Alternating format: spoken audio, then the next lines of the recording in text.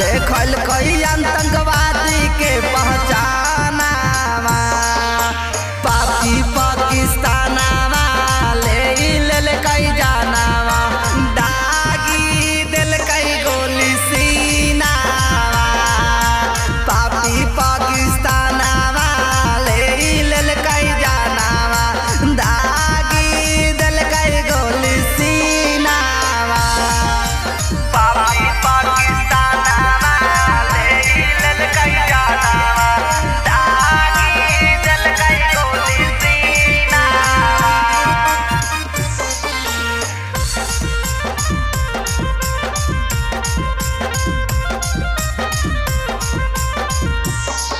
अगे पूछी पूछी मारा हालै रे बहिना धर्म जाति पहचानावा अगे पूछी पूछी मारा हालै रे बहिना धर्म जाति पहचानावा पापी पाकिस्तानावा ले लेल कई जानावा दागी दिल कई गोली सीनावा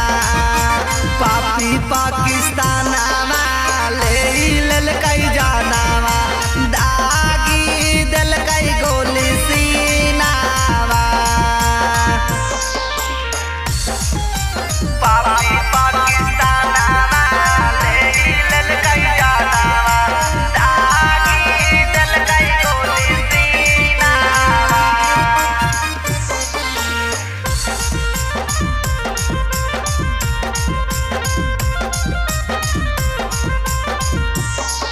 अगे गाई गाई दुखावा रोवा हमारे मामा राजू पर निरौसानावा अगे गाई गाई दुखावा रोवा हमारे मामा राजू पर निरौसानावा पापी पाकिस्तानावा ले लेल कई जानावा दागी दिल कई गोली सीनावा पापी पाकिस्तानावा ले लेल कई जानावा दागी दिल कई गोली सीनावा। पूजा रिकॉर्डिंग स्टूडियो जहानाबाद।